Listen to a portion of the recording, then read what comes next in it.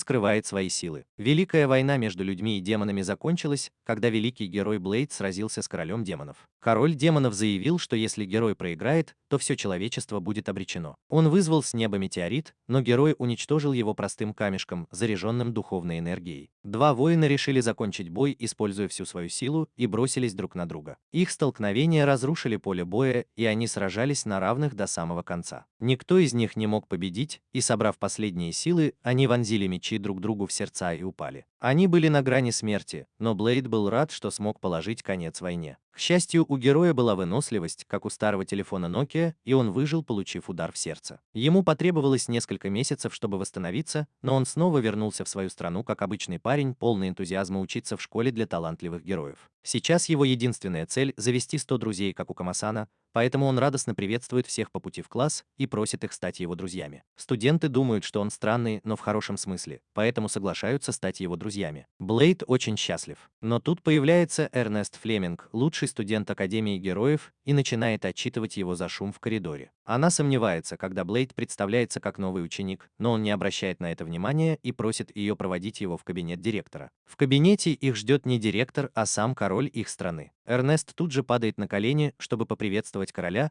но Блейд спокойно подходит к нему, как будто они лучшие друзья. Король говорит ей, чтобы она не была такой строгой, и сообщает, что с сегодняшнего дня он будет новым директором Академии героев. Эрнест очень рада это слышать и произносит целую речь о том, как она рада, что он здесь, но король просит ее уйти, так как у него есть дело к мальчику с волосами цвета зебры. Блейд спрашивает короля, чего он хочет, и узнает, что тот хочет, чтобы он снова стал героем. Блейд не хочет этого, потому что ему надоело быть героем, но король настаивает, говоря, что ученики здесь могут помочь ему восстановиться. Он знает, что в великой финальной битве между Блейдом и королем демонов их силы были уничтожены. Но он надеется, что с правильным обучением Блейд сможет снова пробудить силу великого героя. Король не оставляет ему выбора, и позже Блейд идет на урок по боевой подготовке. Он подходит к Эрнест, которая говорит ему, что это продвинутый класс, и что он должен сначала пройти базовую подготовку. Блейд показывает ей, что он уже прошел базовый тест, и она не может в это поверить. Затем он подходит к студентам-циркачам и просит их стать его друзьями, а Эрнест кричит ему, чтобы он вернулся. Он возвращается и гладит ее по голове, отчего ее лицо становится таким же красным, как и волосы. Она инстинктивно замахивается на него мечом, но он с легкостью уворачивается от ее мощного удара. Эрнест удивляется его реакции. Но тут к ним подходит синеволосая девушка с покерфейсом и зовет их с Блейдом к учителю. Она представляется как Софи, и Эрнест удивляется, потому что никогда не видел ее такой разговорчивой. Теперь она еще больше подозревает Блейда и просит учителя разрешить ей проверить его. Сначала она ведет его к манекену и просит разрубить его, чтобы доказать, что он силен. Блейд говорит, что для него это не проблема, и использует свою особую технику владения мечом, высвобождая духовную энергию. Он атакует манекен своим особым приемом, пожирателем драконов, и уничтожает его вместе со стеной позади. Блейд доволен своим выступлением, но как только его меч ломается, Эрнест подходит к нему и спрашивает, кто он такой. Он в шоке, когда видит, что его атака порвала ее одежду и победила всех учеников только из-за ударной волны. Позже, когда Эрнест обедает в столовой, Блейд присоединяется к ней и даже приглашает своих друзей, но они отказываются. Эрнест говорит, что все ее боятся, но не объясняет почему. Блейд вскоре забывает, о чем она говорила, и начинает жадно есть. Эрнест извиняется за то, что плохо с ним обращалась, и признает, что у него есть талант. Блейд говорит, что уже забыл об этом, потому что они теперь друзья, и она не может перестать краснеть, когда слышит это. Эрнест не может перестать думать о том, что у нее появился друг, даже когда ее меч начинает вести себя странно. Она вспоминает, как в юности демонический меч, который хранила ее семья, привлек ее внимание и предложил ей силу. Она взяла его, и проклятие демона изменило ее. Меч пытался заставить ее устроить поджог, но Эрнест сдерживает его одной лишь силой воли. На следующий день она сражается с Симпом, который использует гигантское копье. Эрнест легко побеждает его, но увлекается и чуть не убивает его после боя.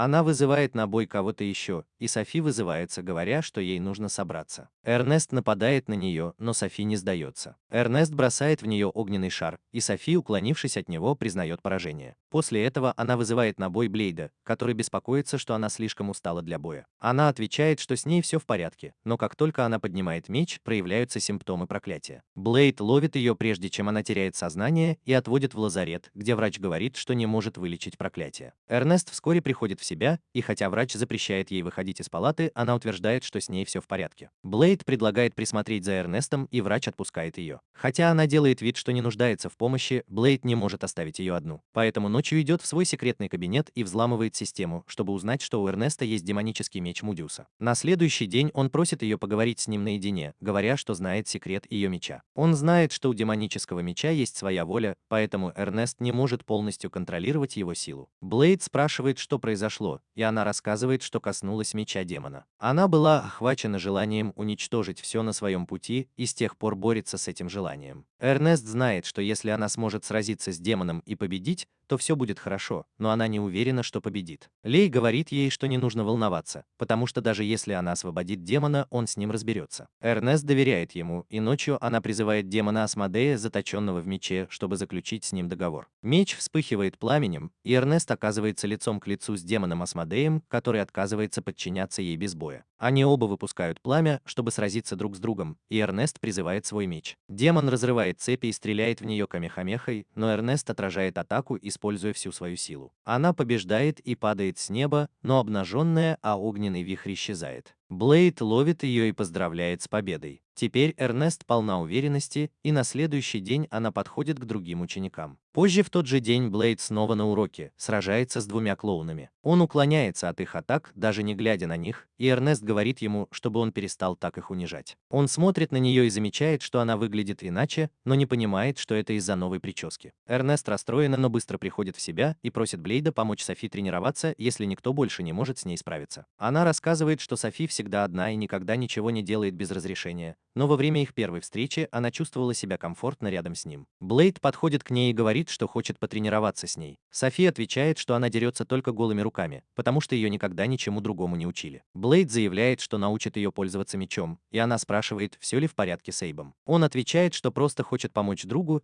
и Софи поворачивает голову, чтобы улыбнуться ему. Он учит ее направлять свою духовную силу в меч. Софи быстро учится и к вечеру уже освоила основы. Она довольна своими успехами, но затем бросает меч в Блейда, и когда он ловит его, она душит его и прижимает к земле, демонстрируя свои настоящие навыки. Позже Блейд идет к королю, который рад, что одинокий герой завел друзей. Он узнает, что Блейд подружился с Софи и рассказывает, что она была создана подпольным обществом как искусственный герой, чтобы превзойти всех героев в истории. Котенок утверждает, что было создано несколько клонов оригинальной Софи, и она была последним прототипом. Блейд в ярости, когда слышит это, но король успокаивает его, говоря, что он уничтожил подпольное общество и освободил Софи, но не смог освободить ее разум. Блейд чувствует себя ужасно из-за того, что у его подруги никогда не было нормальной жизни, и клянется помочь ей жить как обычному человеку, но он даже не знает, что такое нормально. Чтобы узнать, чем занимаются обычные подростки, он расспрашивает разных людей и выясняет, что они ходят на свидания со своими друзьями. Он спрашивает Эрнест о том, что делают люди на свиданиях, и она краснеет, думая, что он приглашает ее на свидание. Но как только Блейд узнает ответ, он сразу же бежит в раздевалку для девочек и приглашает Софи на свидание. И хотя это не приказ, она с радостью соглашается. На следующий день Эрнест и две другие девочки подглядывают за Блейдом и Софи во время их свидания. Эрнест ревнует, когда видит, как они держатся за руки, едят мороженое, бегают, играют в автоматы и занимаются другими обычными вещами на свидании. Вечером они сидят у фонтана, и Софи спрашивает Блейда, почему он так много для нее делает. Он отвечает, что они друзья, и Софи хочет, чтобы он знал ее секрет, потому что он ее друг. Она рассказывает, что она подопытный образец, которому дали силу великого героя. Блейд в замешательстве, и Софи высвобождает свою энергию, заставляя перила, возле которых она стоит, сильно раскачиваться. Перила сжимаются вокруг нее и поднимают ее вверх, и она объясняет, что сила великого героя может изменять законы физики, но она пока не может полностью ее контролировать. Затем она падает на землю и создает огромную воронку, говоря Блейду, что она может управлять гравитацией, увеличивая свой вес в 1000 раз. Он подходит к ней, и Софи показывает ему, что она может даже останавливать время. Она очень устала после этого, потому что может использовать свои силы только 10 секунд за раз. Услышав ее историю, Блейд тоже не может больше скрывать свою личность и рассказывает Софи, что раньше был великим героем, но теперь потерял свои силы. Он говорит, что это из-за него на нее ставили эксперименты. Блейд считает, что его силы — это проклятие, которое не дает ему жить нормальной жизнью. С 3 лет он сражался с монстрами и пытался спасти как можно больше людей, но все равно многие его ненавидели, потому что он не смог спасти всех. Блейд начинает плакать, вспоминая свое ужасное прошлое, а Софи подбегает к нему и говорит, что он должен гордиться собой. Она обнимает его и говорит, что видела, как герой спас множество людей в городе, но это не помогает Блейду. Однако, когда она говорит, что рада быть искусственным героем и хочет стать такой же, как он, Блейд внезапно преодолевает свою травму. Они с Софи обещают друг другу хранить секреты друг друга. На следующий день, когда Блейд обедает с Эрнестом и Софи, к ним присоединяются его друзья. Они больше не носят школьную форму,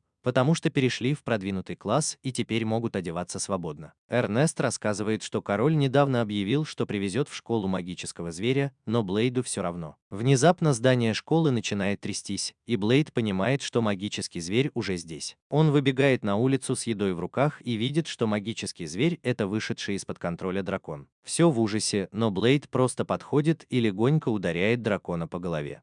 Он уверяет друзей, что это просто детеныш, который капризничает от голода. Он дает дракону еду и гладит его, а потом понимает, что все на него смотрят. Блейд узнает, что победить дракона одним ударом — это ненормально, и все начинают держаться от него подальше. В этот момент дракончик начинает светиться и превращается в низшего дракона. Девочка-дракон бросается к Блейду и обнимает его, называя папой. Блейд еще не понимает, что это дракон, и просит ее вести себя тихо, а сам спрашивает друзей, куда делся дракон. Когда Софи и Эрнест говорят ему, что дракон уснул, он в шоке. Девочка-дракон снова обнимает его и просит поиграть с ней, потому что она целых 10 секунд молчала. Блейду ничего не остается, кроме как удочерить ее и назвать Ку. На следующий день Эрнест ревнует Ку, которая сидит у Блейда на коленях, и просит ее покормить. Одна из девочек тоже хочет ее покормить, но Ку прогоняет ее, потому что не хочет иметь дело со слабаками. Позже на практических занятиях Ку приходит к Блейду и предлагает ему потренироваться вместе. Она рада тренироваться с папой, но тут к Блейду подбегают друзья, потому что их поставили в одну группу. То, что он уделяет им больше внимания, расстраивает девочку-дракона, и она убегает. Она находит нескольких учеников, которые тренируются, и они просят ее присоединиться к ним, так как ей кажется интересно. Но она просто убегает, говоря им, что они ей не равня. Блейк сразу же находит ее и приглашает на ужин. Позже Куо мирно спит, а Эрнест наносит Блейду визит. Он узнает о причине, по которой Куо считает его своим отцом. Он рассказывает, что драконы мучают своих детенышей сразу после их рождения, и ребенок запечатлевается в них из-за их силы. В его случае Куо чувствовала, что он ее отец,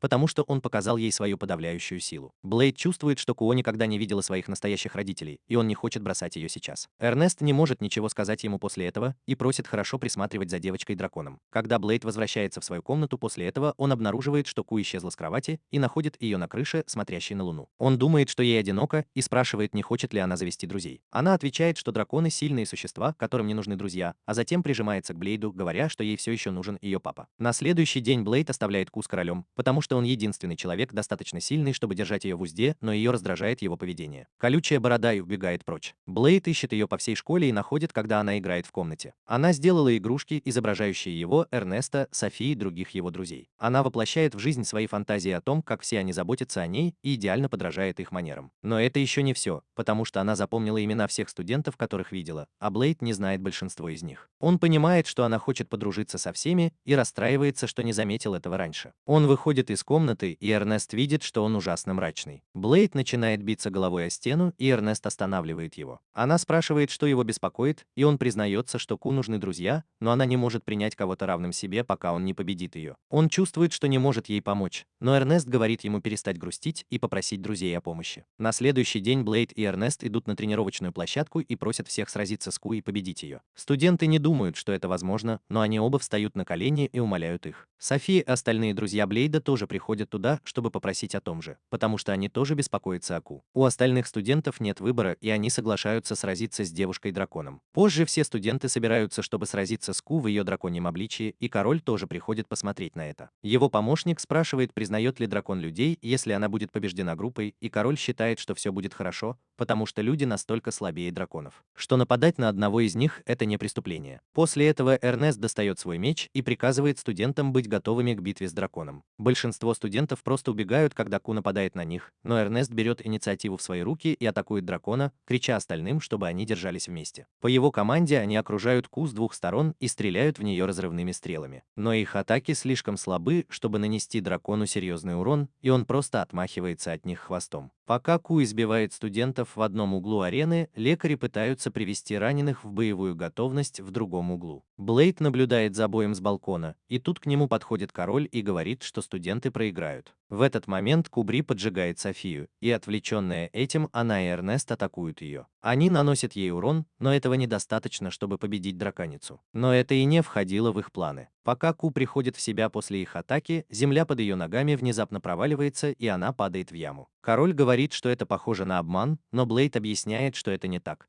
потому что они не подготовили ловушку заранее. А яма была вырыта пользователем копья Леонардом, пока остальные сражались. Но даже это не помешает настоящему бою. Все студенты бросаются на неподвижную Ку, но она отгоняет их огненным дыханием. Эрнест использует свой демонический меч, но демон Асмодей внутри него уже выдохся из-за многократного использования. Ей плевать на его состояние, и она наносит мощный удар по Ку, а Леонард атакует ее своим копьем буром. Его атака не может пробить толстую чешую дракона, который пытается взлететь, чтобы избежать столкновения. Эрнест прыгает и атакует сверху, сбивая дракона на землю. А затем Софи использует гравитационные манипуляции и делает свои кулаки в 1000 раз тяжелее, чтобы нанести сокрушительный удар в живот дракона. Блейд понимает, что это их шанс, и говорит Эрнесту, что нужно закончить бой. Но несмотря на то, что демон в ее мече умоляет остановиться, она черпает из него силу и создает огромный огненный шар. Остальные ученики направляют свою духовную энергию на Эрнеста, заряжая его. Она увеличивает размер огненного шара и бросает его в Ку, которая понимает, что проиграла. Огненный шар взрывается, ударившись о нее, и через мгновение Ку возвращается в человеческий облик. Она плачет, что проиграла, и чувствует, что отец бросит ее, потому что она слаба. Блейд успокаивает ее и обещает, что не бросит. Он говорит, что она не слабая, а люди становятся сильнее, когда объединяют свои силы. Блейд говорит, что поскольку Ку побеждена, у нее не должно быть проблем с тем, чтобы принять их в качестве друзей. Она нервно просит их всех подружиться с ней, и все с радостью соглашаются. Несколько дней спустя король приходит на арену и начинает разрабатывать новый метод тренировок для своих учеников. Он называет это виртуальной реальностью и с нетерпением ждет завершения строительства. А друзья Блейда тем временем ухаживают за Ку и кормят ее в столовой. Блейд замечает, что за ночь Эрнест набрала около 40 фунтов веса и говорит, что она выглядит по-другому. Все его друзья – настоящие придурки. Они называют ее жирной, а он настаивает, что она выглядит по-другому. Эрнест плачет, когда Блейд прямо говорит, что она толстая, и она убегает, называя его идиотом. Сафи и другие девочки говорят ему, что он бесстыжий, и замечают, что это может стать концом их дружбы с Эрнестом. Он не понимает, что они имеют в виду, пока Эрнест не запирается в своей комнате на 3 дня. Он паникует, понимая, что она может перестать с ним дружить, и спешит извиниться перед ней. Но девочки знают, что он даже не понимает, что сделал не так, и это еще больше разозлит Эрнеста, поэтому они решают пойти с ним. Они подходят к комнате Эрнеста, и когда она не открывает дверь, они врываются внутрь. В комнате темно, и она сидит в углу, издавая странные всхлипы. Пока все беспокоятся о ней, Кук чует что-то вкусное и прыгает к Эрнесту. Блейд включает свет и видит, что Эрнест стала еще толще и ест сладости, как будто завтрашнего дня не будет. Она плачет и говорит, что с тех пор, как поссорилась с Куком, она постоянно чувствует голод и не может удержаться от сладкого. Блейду все равно, и он спрашивает, не перестала ли она с ним дружить, но она отвечает, что это не так. Она просто пряталась в своей комнате, потому что не хотела, чтобы кто-то, особенно он, видел ее такой. Услышав это, Блейд успокаивается и собирается уходить, но девочки останавливают его и говорят, что он должен извиниться, чтобы Эрнест почувствовала себя лучше. Он не знает, что делать, но Леонард объясняет ему, как это делается, прежде чем его ударят. Затем Блейд говорит Эрнесту, что ему не нужно стыдиться своей любви к пончикам, и напоминает, что друзья всегда готовы помочь. Эрнест рад это слышать, и на следующее утро Блейд начинает тренировать его, чтобы он сбросил вес. Эрнесту приходится нелегко, ведь на его теле 50 килограммов жира, но он упорно выполняет упражнения, проявляя силу воли. Но он не добивается особых успехов, и даже после того, как съел совсем немного за обедом, а потом час провел в сауне, ему не становится лучше. Когда он выходит из сауны, друзья говорят ему посмотреть на весы, и он ломает их, просто встав на них. Он понимает, что обычными методами ничего не добьется, поэтому на следующий день идет на арену и просит Блейда помочь, потому что собирается попробовать что-то экстремальное. Он достает свой демонический меч и приказывает Асмодею поглотить его тело и наделить его силой. Его тело окутано пламенем, и Блейд может только смотреть на гигантский столб огня, пока он горит. Софи и остальные тоже прибегают на арену, и вскоре после этого перед ними появляется Эрнест в облике огненного демона. И все слышат голос демона Асмодея, который хвалит ее за достижение. Он говорит Эрнесту, что Чтобы только его управлять первый умным предок домом, мог принять вам такую нужно форму, войти в и свой спрашивает, Яндекс кого она аккаунт. хочет сжечь этой великой силой. Она отвечает, что хочет сжечь свой жир, потому что сделала все это ради похудения. Мьюниза это застало врасплох, но он понимает, что она приняла правильное решение,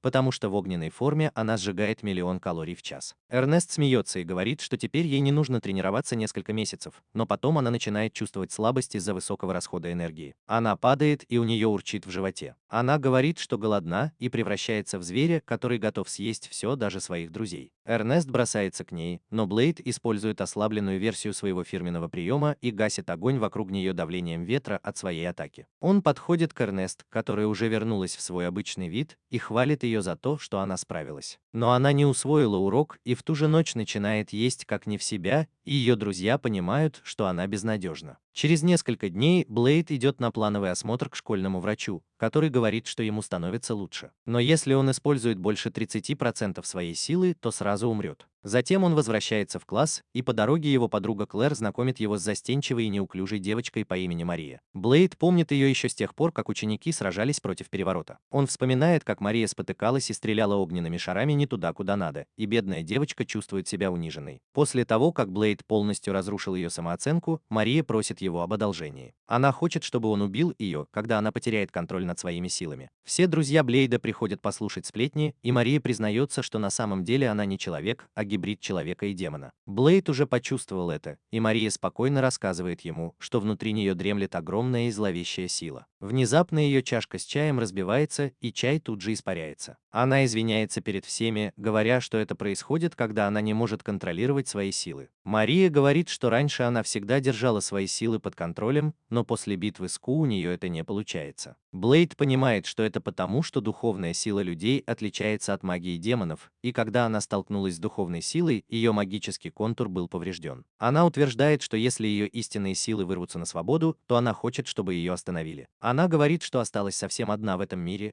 потому что ее родители умерли и у нее нет дома. Она умоляет Блейда помочь ей, и он с радостью соглашается, а за ним и все его друзья, которые хотят воспользоваться силой дружбы. Позже Блейд приводит всех на арену и просит друзей настроить защиту арены с помощью самой мощной магии. Эрнест недоволен тем, что он проник на территорию школы, но не возражает. Он поворачивается к Марии и просит ее высвободить всю свою силу, которую она сдерживает. Она отказывается, но Блейд уверяет ее, что все будет хорошо. Но даже тогда Мария говорит, что не может высвободить свои силы. Но когда Эрнест говорит ей, что она тоже была спасена от демона благодаря помощи Блейда, она соглашается. Она отключает свои магические артефакты, которые запечатывают ее силу. Каждый из ее браслетов и ожерелий уменьшает ее силу вдвое, а цепочка на шее уменьшает ее силу в 10 раз. Эрнест понимает, что сейчас Мария в 160 раз сильнее, чем была изначально, и пытается остановить ее, пока она не сняла ожерелье. Сильный порыв ветра сбивает ее с ног, прежде чем она успевает дотянуться до нее. Мария начинает стонать и кричать, что демон внутри нее вырывается наружу, и Блейд говорит ей выпустить его и довериться своим друзьям. Она делает, как ей говорят, и превращается в демона. Однако, когда Блейд видит странную метку у нее на лбу, он понимает, что Мария не просто демон, а второе воплощение королевы демонов. Она тут же подтверждает его догадку и смеется, приказывая всем поклониться королеве демонов. Эрнест тут же превращается в огненного демона и нападает на Марию, но она просто отбрасывает его в сторону одним движением руки. Леонард бросается к ней, и она одним щелчком пальцев превращает его в ничто. Софи и Куо решают напасть на нее. Софи прыгает к Марии и хватает ее, прежде чем применить свою самую мощную гравитационную магию, а Куо превращается в дракона. Софи прижимает Марию к земле и не дает ей двигаться, но через несколько секунд она теряет сознание. Тем временем Ку выпускает огненное дыхание и атакует Марию со всей своей силой, но она отражает его атаку и возвращает ее обратно. Ку, как и остальные друзья Блейда, тоже терпит поражение, и теперь он в ярости. Он бросается на Марию, а она заявляет, что уничтожит столицу, как только разберется с ним. Он наносит удар своим мечом, который все еще в ножнах, и Мария спрашивает, не шутит ли он, прежде чем понимает, что он не собирается ее убивать. Она говорит ему, что нужно сражаться всерьез, иначе он погибнет, и использует магию ветра, чтобы отбросить его к барьеру. Блейд наконец достает меч и снова нападает на Марию, но она легко отражает все его атаки. Блейд отступает на несколько шагов,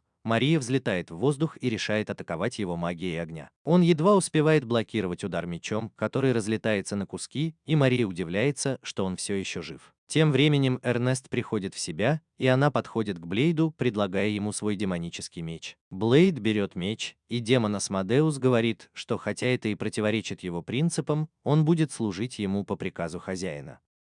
Мэри замечает, что у него хороший меч, и надеется, что теперь бой будет интереснее, но Блейд отвечает, что закончит бой одним ударом. Он собирает свою духовную силу и заряжает ею меч. Асмодеус нервничает, потому что не может справиться с такой мощью, но Блейд велит ему перестать ныть. Он смешивает пламя демона со своей силой и запускает мощный огненный удар в Марию. Она блокирует его щитом, говоря, что этого недостаточно, чтобы победить короля демонов, но вдруг ее щит начинает трескаться. Она потрясена невероятной силой Блейда и спрашивает, кто он такой, а он отвечает, что сейчас он обычный студент. Его атака полностью разрушает щит Марии, и мощная ударная волна от этого удара разрушает барьер вокруг арены. Бой заканчивается, и Блейд рад, что никто не погиб. Но он потратил слишком много сил и вскоре после этого теряет сознание. На следующий день он просыпается в больнице, и к нему сразу же подбегает врач. Она обнимает его и плачет, говоря, что он чуть не умер. Если бы она опоздала хоть на минуту, он бы уже покинул этот мир. Она ругает его, говоря, что он обещал не рисковать жизнью после последнего боя, и Блейд извиняется за то, что заставил ее волноваться. Затем он спрашивает о других, и врач отвечает, что все в порядке, включая Марию. Когда Блейд приходит в школу на следующий день, он видит, что у Марии демона Кейна уже появилось много поклонников. Он здоровается с ней и чуть не называет ее великим героем перед всеми, но она не дает ему раскрыть ее секрет. Она собирается использовать это, чтобы шантажировать его, и Блейд умоляет ее не делать этого. Она просит его не называть ее Марией, потому что она другой человек. Он спрашивает, как ее зовут, и она отвечает, что у нее нет имени. Она уходит, и, видя, как она дружелюбна со студентами, Блейд идет к королю вместе со своими друзьями. Король отвечает, что всегда знал, кто такая Мария на самом деле, и все равно позволил ей поступить в эту школу. Он рассказывает, что мать Марии была человеком, который умер, а ее отец был королем демонов, о нынешнем состоянии которого ничего не известно. У Лёи всплывают ужасные воспоминания, когда он вспоминает короля демонов, своего заклятого врага. Позже они узнают, что Мария, обладающая демонической силой, стала довольно популярной и получила прозвище Мао. Друзья Лейда считают, что она слишком опасна, но Эрнест говорит, что они ничего не могут сделать, так как король взял на себя полную ответственность за нее. Мао добавляет, что ее силы запечатаны, поэтому сейчас она обычная девушка, и поэтому у нее нет выбора, кроме как ходить в школу. Она не против подружиться с Эрнестом и другими девочками, и говорит, что жить обычной жизнью – это интересно. Ку все еще боится ее и прячется за папой, а Мао говорит Блейду, что готова сразиться с ним снова, когда он захочет. Затем она уходит со своей компанией, и Клэр задается вопросом, не являются ли Мария и Мао двумя разными личностями, как Брюс Беннер и Халк. Она не понимает, почему Мария не показывается с тех пор, как появилась Мао, и беспокоится за подругу. Ночью, когда Блейд ложится спать, он слышит, как открывается окно, и видит Мао снаружи. Он спрашивает, что она здесь делает, и она отвечает, что хочет пойти с ним на свидание. Он не в настроении, но Мао все равно берет его за руку и показывает ему луну. Она говорит, что Мария всегда смотрела в землю, поэтому никогда по-настоящему не восхищалась красотой луны и хочет все изменить. Блейд спрашивает Мао, сколько ей лет, и она отвечает, что осознала себя 5 лет назад. Но несмотря на это, она не хочет, чтобы он относился к ней как к ребенку. Она пытается показать ему свои женские чары, но когда он не реагирует. Мао вздыхает и говорит, что единственная причина, по которой она здесь, это то, что она привязана к великому герою, который победил ее. Она заявляет, что она такая же, как и любой другой магический зверь, который жаждет только силы. Вот почему она уважает и обожает Блейда, который сильнее ее. Она садится рядом с ним и говорит, что хотя он и стал слабее, чем раньше, он ей все равно нравится. Она берет его за руку и говорит, что он ей нравится, и Блейд удивляется. Мао повторяет свои слова, говоря, что она сама не понимает своих чувств, но хочет проводить с ним много времени. Блейд отвечает, что вместо того, чтобы говорить о любви, им лучше пойти на арену и попадаться. Мао говорит, что он не в форме, чтобы сражаться с ней, и она даже не может снять магическое ожерелье, сдерживающее ее силу. Она говорит, что сознание Марии спрятано внутри нее, и она изо всех сил старается сдерживать свою силу. Блейд хочет узнать больше о Марии, и Мао рассказывает, что несмотря на то, что Мария была робкой девочкой, в ее сердце было много негативных эмоций. Люди часто дискриминировали и издевались над ней, потому что она была демоном. Даже ее мать верила в отца Марии, но сама Мария не могла этого сделать, и после смерти матери она осталась в замешательстве. Мария задавалась вопросом, действительно ли ее отец был хорошим человеком, и в конце концов обвинила его во всех своих несчастьях. Мао утверждает, что она была альтер-эго, созданным, чтобы помочь бедной девушке справиться с душевной травмой, и что Мария, возможно, никогда не вернется, чтобы снова управлять своим телом. Несколько дней спустя одна из подруг Марии из клуба для замужних женщин, Элиза, приходит в группу Блейд и говорит, что ожерелье, которое сдерживает силу Мао, не является запечатывающим артефактом. Она готова поспорить на свою жизнь и объясняет, что узнала об этом. Элиза считает, что ожерелье – это записывающее устройство с посланием от того, кто его подарил, и Мао вспоминает, что его подарила Мария и ее мама. Элиза предупреждает Мао, что прослушивание записи может вернуть Марию, но это также может полностью уничтожить ее. Мао забавляет эта идея, и она разрешает прослушать запись, несмотря на риск. Когда Элиза активирует кулон, Клэр говорит, что это печально, что выжить может только одна из двух личностей Марии, но Мао это не беспокоит. Активация ожерелья завершена, и Мао открывает его. Появляется голограмма короля демонов, который передает последнее послание своей жене. Он извиняется перед ней за то, что оставил ее, но говорит, что это необходимо, потому что ему предстоит сразиться с могущественным врагом. Он хочет сказать ей, что не может позволить ей участвовать в битве, пока она беременна, и просит передать послание их будущему ребенку, когда она подрастет, сказав, что он погиб. В конце король демонов говорит, что всегда будет любить свою жену и ребенка, даже если скоро умрет. На этом послание заканчивается, и Мао начинает плакать. Она говорит, что сейчас едва контролирует свое тело, и просит Марию взять контроль на себя. Она просит друзей позвать Марию, чтобы та пришла, и просит их не переживать из-за ее смерти. Они произносят имя Марии, и она тут же падает на колени, ее личность меняется. Клэр и Элиас утешают плачущую Марию, и все рады, что она жива. Бонус в том, что Мао тоже не погибла, потому что Мария хотела, чтобы они жили вместе. Вскоре Блейд сражается с Марией на арене, и как только она снимает очки и распускает волосы, она превращается в Мао. Они дерутся, и Блейд в конце концов побеждает ее, а все друзья болеют за них обоих. Через несколько дней Блейд идет на групповое свидание со своими девушками, и по дороге они находят застрявшую под воротами повозку. Эрнест говорит владелице повозки, что ей нужно ехать по шоссе, когда она понимает, что она кентавр. Блейд тоже ее знает, и когда он называет кентавра Диону по имени, она называет его великим героем. Но он затыкает ей рот, прежде чем она успевает раскрыть его секрет. Надоело смотреть аниме на маленьком экране телефона или ноутбука. Что же, я только что улучшил свой опыт просмотра аниме с маленького монитора до невероятного 130-дюймового экрана с этим потрясающим мини-проектором. Это как личный кинотеатр. В нем есть встроенные приложения, такие как YouTube, Crunchyroll, Netflix, и это мечта любого любителя аниме. Так чего же вы ждете? Перейдите по ссылке ниже, чтобы узнать больше и использовать код ANIMA, чтобы получить скидку 20% на свой первый заказ. Вернемся к видео. После этого Давин представляется одной из подруг Блейда, и девушки спрашивают, не нужна ли ей помощь с грузом. Она с радостью соглашается, и оказывается, что она везла груз самому королю. Король благодарит Дион за то, что она доставила ему вещи, и дает ей новое задание – стать учительницей в Академии героев. Эрнест думает, что это слишком неожиданно, но король просит ее уточнить у Блейда, насколько Дион компетентна и подходит для этой работы. На этом он отпускает всех, и Блейд боится, что Дион когда-нибудь случайно раскроет его секрет. В свой первый день в качестве учительницы она решает показать ученикам свои способности. Перед ней стоят огромные железные блоки, и она атакует их копьем. Удары Дион пробивают металлические блоки и оставляют в них достаточно большие отверстия, чтобы она могла пройти, а когда металл плавится. У учеников возникают воспоминания о войне из One Piece. Превратив десятки блоков в лаву, Дион довольна и говорит, что пора начинать урок. Она представляется как Дион, демоническое копье, и Эрнест понимает, что она генерал кавалерии.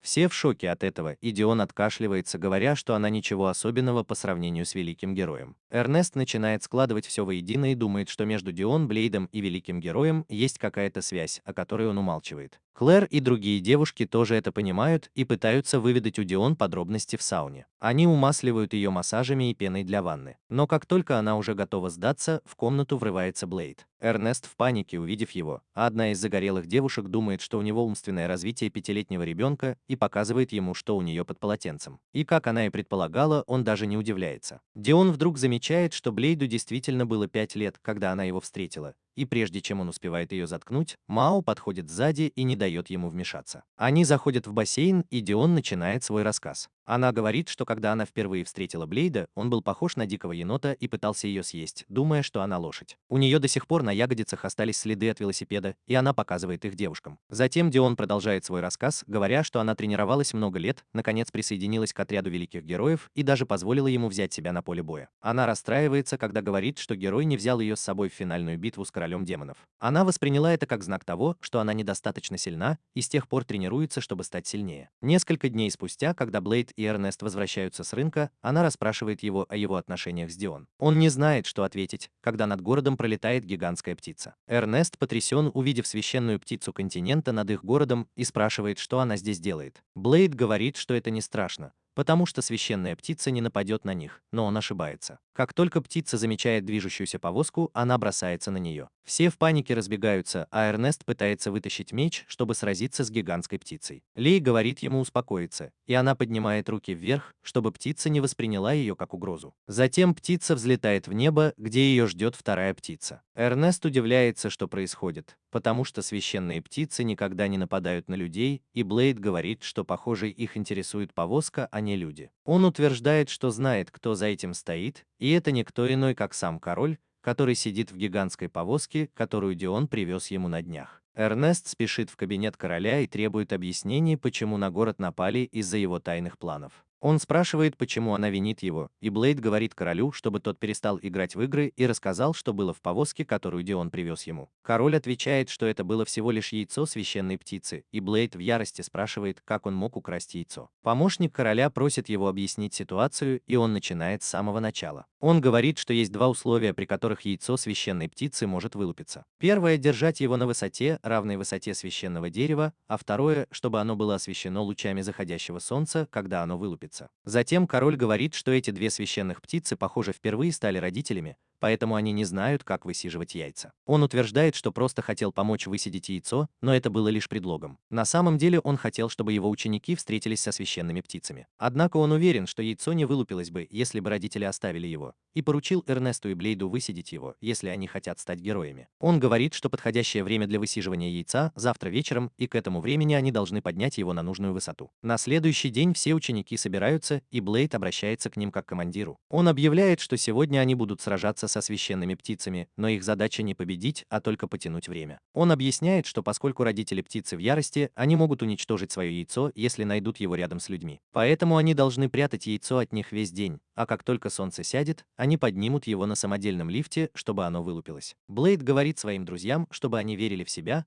а затем Эрнест дает сигнал к началу битвы. Ученики идут в город, где обезумевшие птицы переворачивают повозки и отбрасывают их в сторону. Леонард покидает свою группу и как ящерица взбирается по стенам, чтобы напасть на птиц, но упускает свой шанс и падает лицом вниз. Темноволосая девушка Джессика следует за ним и нападает на одну из птиц, а ее подруга приходит на помощь, когда птица атакует ее. Но это не очень-то помогает, и они вынуждены отступить, потому что разозлили птиц. В этот момент на место происшествия приходит Блейд с остальными учениками. Они связывают птицу железными цепями и прикрепляют их к зданиям. Но птица не улетает, она никогда не пропускает день, когда у нее отрастают крылья и уносит здание с собой. Вторая птица все еще активна, и Ку атакует ее огненным дыханием, но это не приносит никакого результата. После того, как ее сбивают, Блейд поворачивается к Марии и просит ее выпустить Мао. Она выпускает Мао, и та использует свою молниеносную атаку на священную птицу, но и это не помогает. Затем Эрнест превращается в огненного демона и атакует птицу, нанося ей серьезный урон. У нее заканчивается энергия после одного удара, но, к счастью, она падает в кафе мороженое и сразу же восполняет запас калорий, чтобы снова сражаться. Они успешно сдерживают птиц до вечера, и Блейд с друзьями наблюдают, как поднимают яйцо. Но лифт ломается на полпути, и одна из птиц возвращается за своим яйцом. Все паникуют, но Софи просит Блейда поднять яйцо на нужную высоту, пока они разбираются с птицей. Блейд вдруг вспоминает своих товарищей, которые говорили то же самое перед смертью на войне. Эрнест выводит его из этого состояния и просит довериться им. Блейд воодушевляется и бежит к башне, но отстает, потому что у него мало сил. К счастью, Дион приходит ему на помощь и позволяет прокатиться на спине. Вскоре они добираются до яйца, и Блейд понимает, что едва может его поднять, поэтому о том, чтобы отнести его на вершину башни, не может быть и речи. Но у Диона достаточно сил для них обоих, и он, держа яйцо в руках, бежит к вершине, пока Блейд поднимается наверх. Когда они кладут яйцо в гнездо, король поздравляет Блейда, называя его героем. Но Блейд отвечает, что он больше не герой, и тут к ним приближается вторая птица. Блейд измотан, и король объявляет, что теперь его очередь проявить себя. Он стоит на стене и обращается к священной птице, говоря, что однажды его жизнь была спасена одним из них, и сегодня он собирается вернуть долг. Его помощник благодарит Блейда за то, что это произошло, и Блейд похлопывает короля по спине, говоря, что ему нужно было с самого начала рассказать правду. Это отвлекает короля, и священная птица нападает на него, и он отскакивает от яйца и падает. Блейд поддерживает яйцо, и птица летит к нему, разъяренная как никогда. Софи приходит ему на помощь и использует свою силу, чтобы остановить птицу, а Блейд использует свой особый прием, чтобы отбросить ее. Оба падают, и вскоре свет заходящего солнца падает на яйцо, и оно вылупляется. Из него появляются близнецы, и первое, что они видят, это Блейда, поэтому они привязываются к нему и принимают его как своего родителя. Эрнест недоволен этим, но Ку радуется, что теперь она старшая сестра. Через несколько дней птицы учатся летать, и Блейд с Эрнестом отправляются на прогулку. Эрнест не может хорошо управлять своей птицей, и та становится неуправляемой, а Блейд отлично справляется. Ку тоже летит с ними, а родители наблюдают за ними с вершины башни. Блейд смеется, говоря, что теперь у него еще больше друзей. Вскоре после этого тренировочный центр виртуальной реальности был достроен, и Блейд с одноклассниками отправились туда играть в PUBG в реальной жизни. Блейд бродит по темному замку в одиночестве, его меч залит виртуальной кровью его друзей. Он победил и убил всех, пока не встретил Софию. Затем он сталкивается с Софией, которая говорит, что всегда хотела сразиться с ним без каких-либо ограничений. Она хочет узнать, сможет ли победить его в полную силу, и предлагает попробовать. София нападает на него и останавливает время, чтобы нанести мощные удары по его жизненно важным органам. Когда время снова начинает идти, София понимает, что Блейд совсем не пострадал. Он хватает ее за горло и прижимает к стене, прежде чем применить технику, которая делает его тело невероятно крепким. Он говорит, что активировал ее до того, как София остановила время, поэтому ее атаки были бесполезны. Затем Блейд наносит удар Софии, и она падает замертво. Наблюдая за ее телом, он говорит, что ему не нужно было этого делать, ведь он уже не герой. Затем он встает и зовет короля, прося его прекратить это колдовство. Король появляется на маленьком экране рядом с ним и смеется, говоря, что это виртуальная реальность, и здесь не нужно сдерживаться. Как он и сказал, все люди, которых убил Блейд, исчезают и выходят из игры. С другой стороны, Кува Мао сражаются друг с другом в полную силу, и оба погибают в виртуальной реальности и выходят из игры. Затем король говорит Блейду, что это битва, в которой должен остаться только один, и жалуется, что это место слишком реалистичное. Он думает, что если так пойдет и дальше, какой-нибудь идиот решит, что реальный мир тоже виртуальная реальность, и начнет нападать на людей. Король говорит, что этого нельзя допустить, и нажимает на рычаг, внезапно меняя тему игры с PUBG на Fortnite.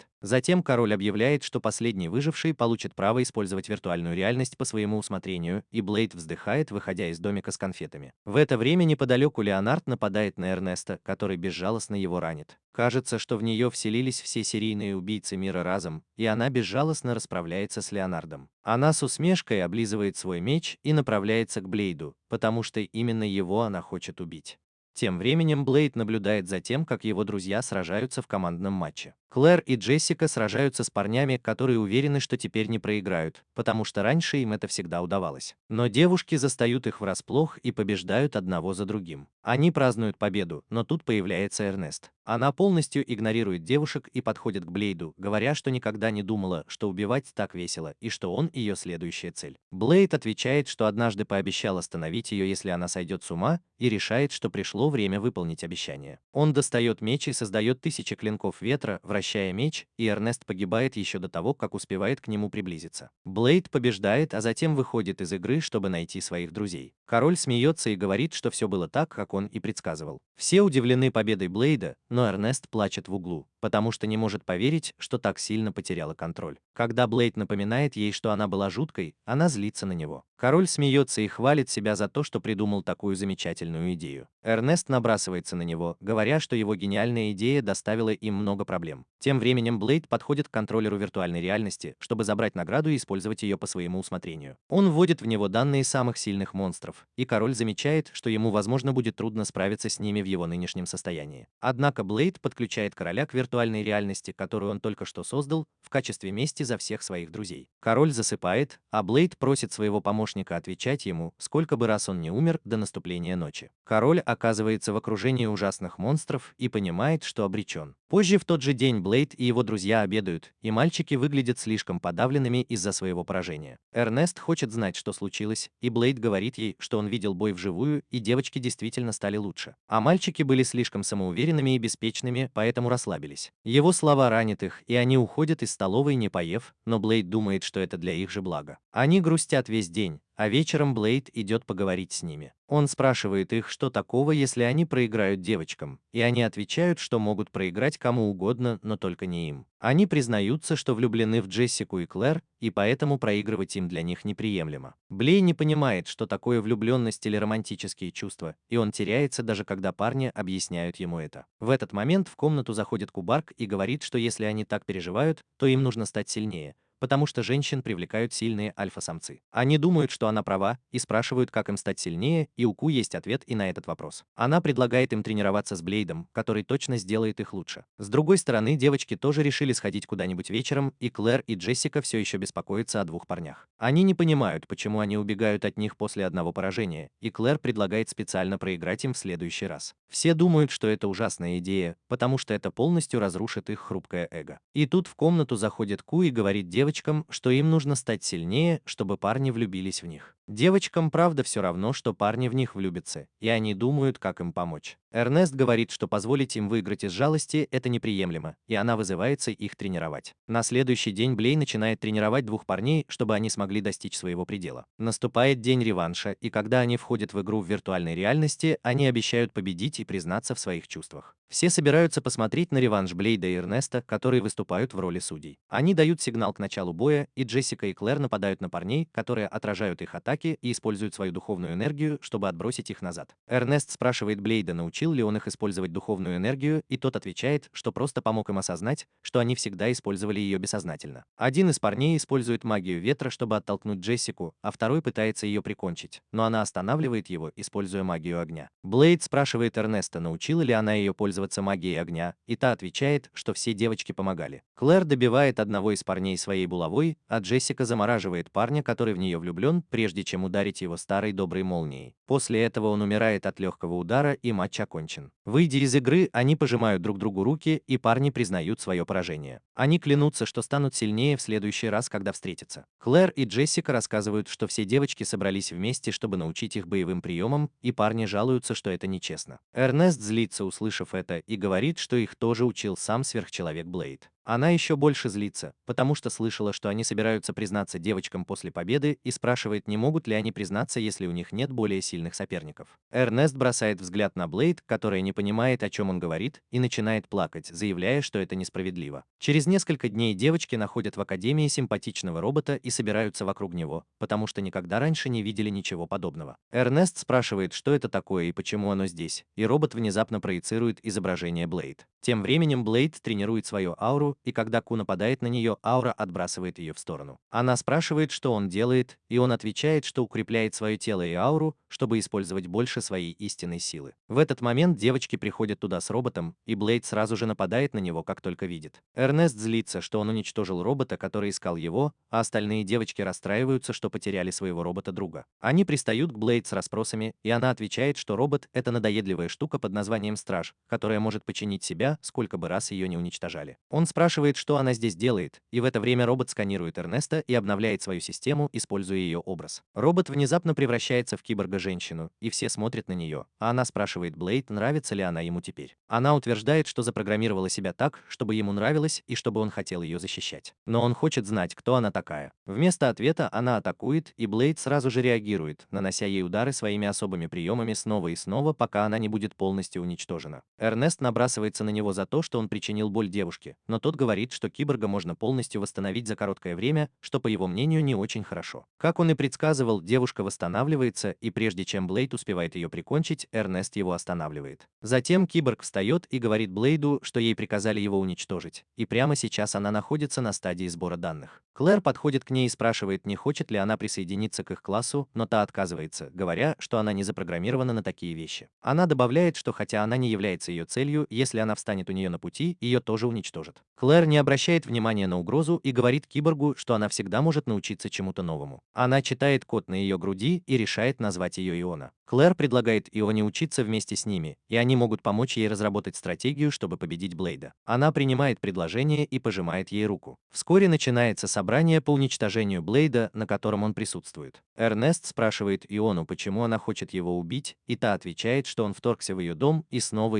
насиловал ее. Блейда называют растлителем детей, но он объясняет, что просто сражался с роботом, который охранял доступ к библиотеке, где хранилась ценная информация. Эрнест просит его рассказать подробнее, и тот отвечает, что он отправился в запретную часть библиотеки, чтобы найти информацию о демоне Асмодея. Иона краснеет, когда понимает, что он сделал это ради нее, но потом она говорит, что он уже много раз вторгался на ее территорию и разрушал ее. Девочки называют его врагом женщин, и Блейд, надувшись, выходит из комнаты. Если он присоединится к нему, то признается в своих чувствах и скажет, что проник в библиотеку только потому, что был героем и у него были действительно важные причины. Он говорит, что у роботов-охранников есть свои души в другом месте, поэтому если они уничтожат ваши тела, это их не убьет. В классе Элиас заявляет, что Иона никогда не сможет победить Блейда, потому что он не будет сдерживаться, ведь она может бесконечно восстанавливаться. Иона знает, что это правда, и краснеет, когда говорит, что Блейд может быть жестоким. Алан игнорирует ее, а потом говорит, что она приняла облик женщины, потому что думала, что он будет сдерживаться. Иона и Клэр находят это милым, но Элиза прерывает их, говоря, что у нее есть план, как победить Блейда. Она предлагает поместить душу Аяны в ее тело, и тогда Блейд не сможет напасть на нее с целью убить. На следующий день они встречаются на арене. Блейд готов уничтожить Иону, но она говорит ему, что ее связь с сервером была физически прервана, и сейчас ее душа находится в ее теле. Поэтому она не сможет восстановиться, если ее тело будет уничтожено. Блейд ошеломлен, узнав, что Иона больше не бессмертна, и она пользуется этим шансом, чтобы напасть на него. Она наносит ему мощный удар кулаком и отбрасывает к стене, а затем насмехается над ним, спрашивая, будет ли он сопротивляться. Блейд собирается прикончить ее своим особым приемом, но Иона даже не пытается защититься. Он понимает, что она умрет, если он нападет на нее, и бросает меч, чтобы использовать обычное давление ветра руками. Но этого недостаточно, чтобы победить Иону, которая видит шанс для контратаки и бросается на Блейда, прежде чем нанести ему сотню ударов кулаками. Затем она прижимает его к земле и наносит мощный удар, от которого пол арены под ними трескается. Все впечатлены тем, что Иона одерживает верх в бою, и Блейд просит ее не переусердствовать. Он жалуется, что она не дает ему времени использовать его менее мощные атаки, и Иона улыбается, когда просит его сдаться, пока он не опозорился еще больше. Блейд признает поражение, и вся школа взрывается аплодисментами. Похоже, Ионе нравится внимание, которое она привлекает, и теперь она хочет еще больше. После этого они идут в столовую, и Иона с трудом ест. Она объясняет, что хотя она может превращать органическую материю в энергию, ей не хочется есть. И Лиза утверждает, что это потому, что она потеряла мотивацию после победы над Блейдом, а Клэр просит ее поделиться своими проблемами с друзьями. Элеонора отвечает, что в такие моменты она обычно обращалась к своей матери, которая давала ей новые задания. Теперь она снова подключилась к серверу и попыталась связаться с матерью, но та отказывается с ней разговаривать,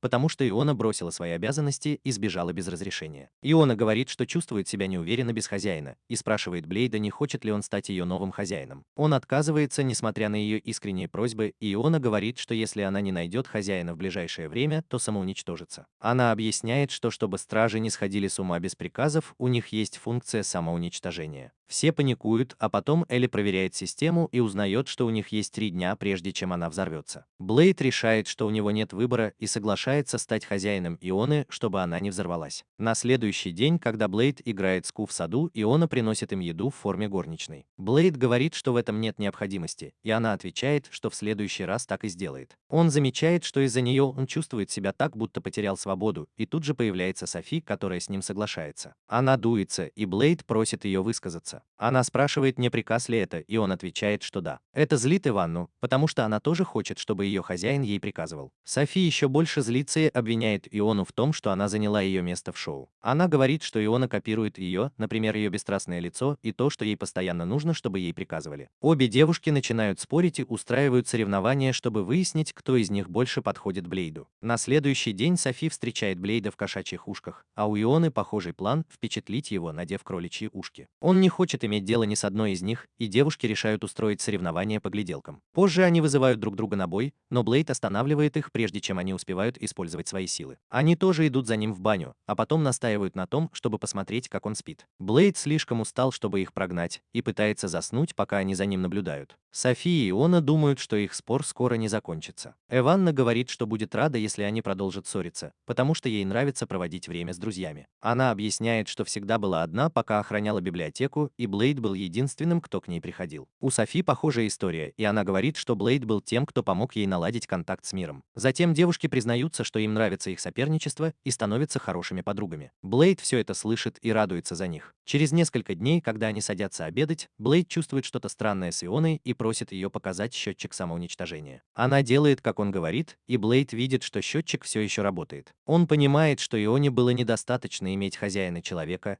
и теперь осталось всего 20 часов до ее уничтожения. Он спрашивает, чего она хочет, и Иона отвечает, что хочет быть со всеми как можно дольше. А потом она уйдет в уединенное место, чтобы самоуничтожиться. Все собираются вместе, чтобы устроить прощальную вечеринку для девушки-киборга, и Софи говорит ей наслаждаться ею в полной мере. Они устроили для нее представление, и ей очень понравилось. Но Блейда на вечеринке нет, и Эрнест нигде не может его найти. У Ионы остается всего минута, чтобы взорваться, и она идет на арену. Она ставит барьер, чтобы ее друзья не пострадали. Она благодарит Софи и всех остальных за то, что они были добры к ней. Она говорит, что раньше никогда не понимала людей, но теперь после общения с друзьями чувствует, что тоже стала человеком. Она прощается со всеми, и когда счетчик приближается к нулю, плачет и просит их не забывать ее и передать привет Блейду. Счетчик доходит до единицы, а затем до нуля, и все готовятся к взрыву, но ничего не происходит. Пока они гадают, что происходит, сильный порыв ветра пробивает пол, и оттуда появляется Блейд, спрашивая, закончилась ли вечеринка. Эрнест вытаскивает его и спрашивает, куда он ходил, и Блейд отвечает, что ходил к матери. Он объясняет, что ему удалось убедить ее, и она приняла Иону обратно в сервер.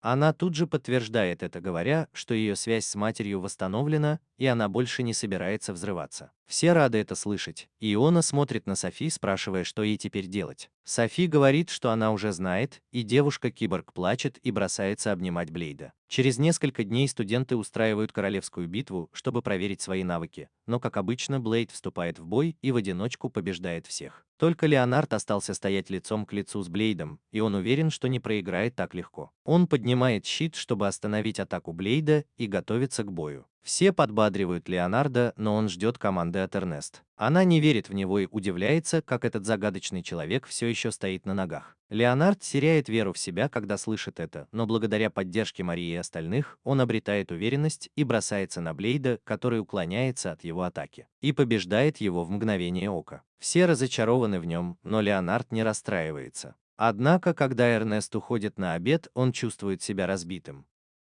Блейд протягивает ему руку, и когда он встает, грустно смеется, что у него нет шансов против него. Мария наблюдает за ним издалека и беспокоится о его состоянии. Ночью Леонард думает, что не сможет победить Блейда, но все равно хочет это сделать, чтобы завоевать сердце Эрнест, поэтому сразу же начинает чинить свое копье для следующего боя. На следующий день, когда он отдыхает в парке, к нему подходит Мария и спрашивает, сколько еще он будет смеяться, как дурак после поражения. Он отвечает, что она не поймет, и говорит, что ей неприятно всегда быть позади Блейда, и однажды она хочет быть рядом с ним из-за своих способностей. Леонард спрашивает ее, нравится ли ей Блейд, но Мария нервно отвечает, что говорила о нем только как о сопернике. Он чувствует себя лучше, услышав ее ответ, и говорит, что теперь он немного увереннее в себе. Мария извиняется за то, что вмешалась в его личные дела, но говорит, что ей не нравится, когда Леонард принижает себя из-за поражения. Он благодарит ее и клянется победить Блейда, чтобы привлечь внимание Эрнеста. В этот момент из ниоткуда появляется Элизабет и говорит Лене и Марии, что они могут надеяться на что угодно, но это не поможет им победить Блейда. Она говорит, что может помочь им придумать план, который позволит им победить его, несмотря на разницу в их силах. Вскоре все друзья Блейда создают комитет по его уничтожению, а Леонард становится его лидером. Он обращается к ним и говорит, что у каждого из них в сердце есть желание победить Блейда, независимо от причин. Софи и Куо не согласны с этим, потому что они довольны, пока Блейд счастлив.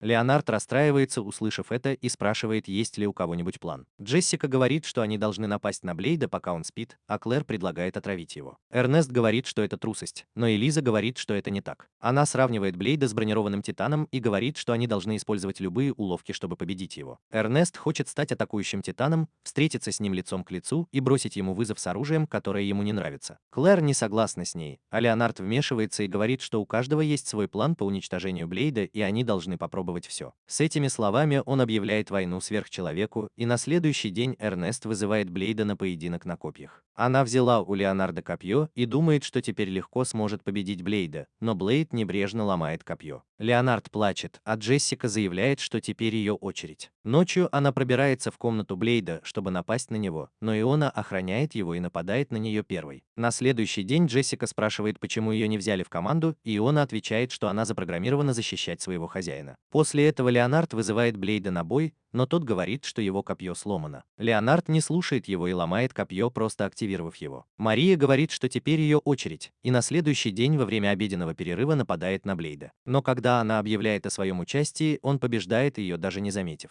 София вызывает Блейда на честный бой и легко проигрывает, за ней следует Клэр. Два парня решают объединиться против Блейда, но сдаются еще до начала боя. Ку пытается напасть на него, но Блейд начинает ее кормить, а когда Мария бросает в него гири, он ловит их все. Затем Эрнест вызывает его на состязание в камень-ножницы-бумагу, и Блейд выигрывает все раунды, пока Эрнест не выбывает из-за травмы запястья. Она тоже вызывает его на соревнование на выносливость, но ему это даже не интересно. Эрнест расстроен, что у них нет способа победить Блейда, и она хочет найти еще какие-нибудь грязные уловки, чтобы победить его. Леонард недоволен этим и говорит, что вместо того, чтобы сразу победить Блейда, им нужно сосредоточиться на том, чтобы стать сильнее, чтобы сразиться с ним честно и открыто. Эрнест не хочет слушать всю эту идеалистическую чушь, и она заявляет, что сделает все возможное, чтобы заставить Блейда сдаться. Это наводит ее друзей на мысль, и они вспоминают, как Блейд проиграл, когда сражался с Ионой. Они понимают, что если у них будет заложник, Блейд не сможет сражаться в полную силу, и тебе придется сдаться, чтобы спасти заложника. Леонард не хочет опускаться так низко, но Эрнест убеждает его, говоря, что они сделают все, что потребуется, и ему ничего не остается, кроме как согласиться. На следующий день, когда доктор читает лекцию о слабых местах человеческого тела, Лейд замечает, что Леонардо и двух мальчиков нет. Эрнест и девочки пытаются отвлечь его от этого, и вскоре мальчики врываются в класс в дешевых маскарадных костюмах. Эрнест объявляет, что они террористы, но Блейд не понимает, что это значит. Софи объясняет, что это люди, которые используют насилие для достижения своих политических целей, но нашему тупому герою это тоже ни о чем не говорит. Затем фальшивые террористы хватают доктора и требуют, чтобы она подыграла. Они просят всех, кому это не интересно, уйти, и Блейд берет с собой Купера, когда выходит из класса. Эрнест останавливает его и говорит, чтобы он освободил доктора, которого взяли в заложники. Она кричит, чтобы Блейд помог ей, и все девочки завидуют ей, потому что они тоже хотят, чтобы Блейд их спас. Они бросаются к фальшивым террористам и просят, чтобы те взяли в заложники их, а не доктора, и Блейд может только удивляться, что происходит. Видя, что они так ссорятся, доктор уходит, говоря, что они могут развлекаться дальше. В конце концов, они решают взять в заложницы всех девушек, и Эрнест просит Блейда спасти их. Но он даже не знает, что такое заложница, и спрашивает Ку, знает ли она что-нибудь об этом. Она отвечает, что, возможно, террористы хотят съесть девушек, и еще больше пугается, услышав это. Эрнест начинает оскорблять его и просит спасти ее, потому что она в беде, но он спрашивает Леонардо и остальных, почему они так себя ведут. Они в шоке от того, что их раскрыли, и узнают, что Блейд может отличить их друг от друга по походке. Они сбрасывают маски и, признав поражение, падают на колени, но потом понимают, что Блейд еще не понял их план. Леонард встает и говорит, что они знают, что Блейд слаб против заложников, и хотят, чтобы он сдался, потому что девушки сейчас в заложницах. Он отказывается, говоря, что здесь никому ничего не угрожает, и Леонард направляет меч на шею Эрнеста и заявляет, что она умрет, если Блейд не сдастся. Все набрасываются на него и просят сдаться, но он просто взмахивает мечом и уничтожает меч и одежду Леонардо с помощью давления ветра. Эрнест в ярости, что их план провалился, и заявляет, что раз уж до этого дошло, они должны напасть на Блейда. Она превращается в огненного демона, и все присоединяются к ней, нападая на Блейда. Их совместная атака не действует на Блейда, который легко побеждает их всех, а затем спрашивает, что все это значит. Он думает, что они просто играли в ролевую игру, и спрашивает, хорошо ли он справился со своей ролью. Вскоре после этого Блейд и Эрнест увидели девушку, которая праздновала свой день рождения в кафетерии. Блейд был удивлен, потому что у него никогда не было возможности отпраздновать свой день рождения. Эрнест захотел устроить праздник, но девушка не знала, когда у Блейда день рождения, поэтому созвала экстренное собрание женской группы. Диона присоединилась к ним и сказала, что они понятия не имеют, сколько Блейду лет, но по ее оценкам ему около 17. Она знала только дату, когда его нашел король, и сказала, что это будет в следующем месяце. Софи рассказала, что слышала, будто Блейд получил свое имя, потому что когда его нашли, он держал в руках меч, и девочки посмеялись над чувством юмора короля. Затем Эрнест задумалась, что можно подарить Блейду, но она не знала, что ему нравится, кроме карри. Вдруг пришел король и сказал, что подарить Блейду карри на день рождения – неплохая идея, но они должны постараться и приготовить для него особенное карри. На следующий день он повел всех учеников на особое задание. Он сказал, что теперь они отправятся в королевскую кладовую, добавив, что это новая часть учебной программы, и теперь они должны готовить и есть вкусную еду. Но когда ворота кладовой открылись, они перенеслись в густой лес. Ученики удивились, но ворота закрылись, и король объявил, что они не откроются, пока они не съедят в общей сложности 11 миллиардов калорий. Блейк решил, что это испытание на выживание, а Ку уже чувствовал запах вкусных ингредиентов по всему лесу. Король замечает, что она права, и когда он назвал это место кладовой, он имел в виду, что здесь полно натуральных ингредиентов, включая диких зверей. Он хочет, чтобы студенты поймали их и съели, но Блейд считает, что это слишком сложно для студентов. Но Эрнест решительно настроен на охоту, и она ведет всех за собой, оставив Блейда в недоумении. Они разбивают лагерь, и Джессика заманивает монстра в ловушку. Леонард, Клэр и Мария ждут там, но как только монстр замечает Клэр, он бросается за ней. Леонард пытается его убить, но у него не получается, и тогда Мария выпускает Мао, и та убивает монстра магией света. Они приносят его в лагерь, где студенты сразу же начинают готовить его, а из шкуры монстра делают кожу. Остальные студенты тоже заняты, кто-то помогает, кто-то готовится к будущему, и Блейд рад этому. Позже он купается и думает, что на этот раз король придумал хорошее упражнение. Вскоре к нему присоединяется Эрнест, и она начинает расспрашивать его о детстве и важных праздниках, которые он помнит. Блейд отвечает, что единственное, что он помнит, это постоянные сражения, потому что его жизнь всегда была в опасности. Эрнест пользуется моментом и пытается соблазнить Блейда, но прежде чем она успевает что-то сделать, Клэр, которая наблюдала за ней, подбегает и отталкивает ее от него. Со временем база развивается, как будто они играют в сражение кланов. Теперь она похожа на средневековый город, и Иона объявляет, что они уже выполнили 47% плана по потреблению калорий и скоро достигнут цели. Но король также узнает, что они неплохо справляются, и решает добавить немного разнообразия.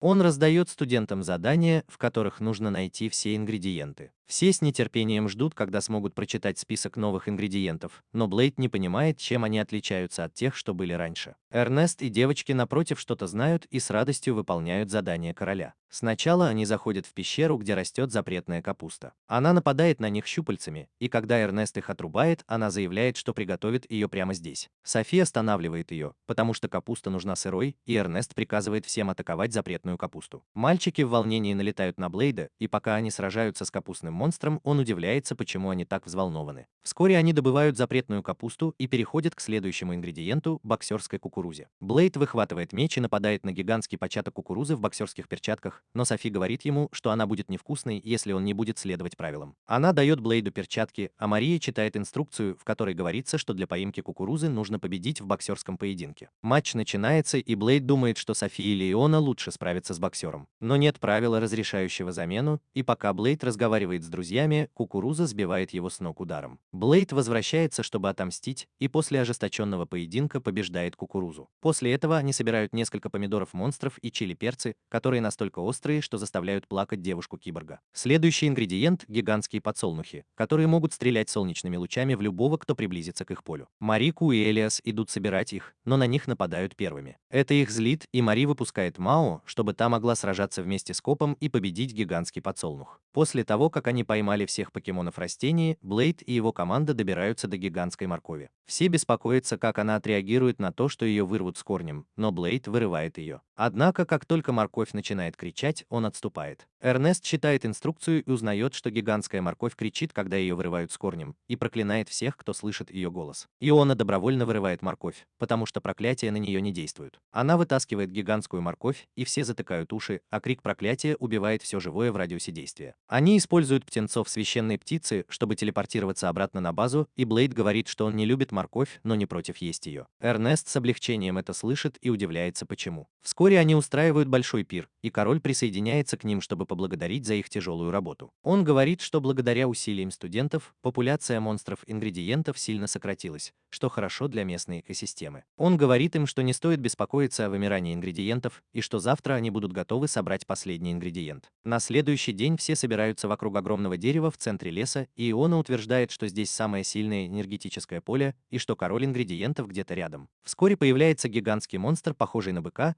и Софи читает инструкцию по его использованию, в которой говорится, что мясо быка очень жесткое и вкусное. Король издалека смеется, говоря, что мясо монстра тоже будет вкусным, но как только Блейд готовится сразиться с ним, появляется еще более крупный монстр и съедает быка одним укусом. Король в шоке от появления гигантского монстра и говорит, что его мясо тоже вкусное, поэтому он просит студентов поймать его. Блейд считает, что это слишком для них, но Эрнест и остальные студенты не согласны. Они верят, что если мясо монстра вкусное, то у них нет выбора, кроме как поймать его. Эрнест превращается в огненного демона и ведет студентов в бой. Все объединяют свои силы и непрерывно атакуют монстров. Сильнейшие бойцы, такие как Софи, Куф, Мао и Иона, тоже делают все возможное, а целители лечат студентов, получивших ранения во время боя. Эрнест использует мощную атаку, чтобы победить монстра, но понимает, что этого недостаточно. Теперь монстр атакует их, но Леонард использует свой барьер, чтобы защитить друзей. Эрнест отдает свой меч Блейду и просит его прикончить монстра. Он знает, что делать, но также понимает, что его тело не выдержит такой силы, необходимой для победы над монстром. Он обращается обращается за помощью к Мао и объясняет, что она станет сосудом для его духовной силы. Она соглашается с предложением, и Блейд начинает передавать ей свою силу. Мао жалуется, что этот способ слишком медленный, и она небрежно целует его, чтобы быстро забрать его силу. Эрна кричит, чтобы они поторопились, а затем приказывает всем снова атаковать монстра. Софи и Иона используют комбинированную атаку, обездвиживая монстра с помощью гравитационной магии, а затем наносят мощный плазменный удар. Это наносит серьезный урон, но его все равно недостаточно, чтобы победить монстра. Он еще больше разъярен, и все бросаются в атаку, чтобы выиграть время для Блейда. Блейд и Мао переполнены силой.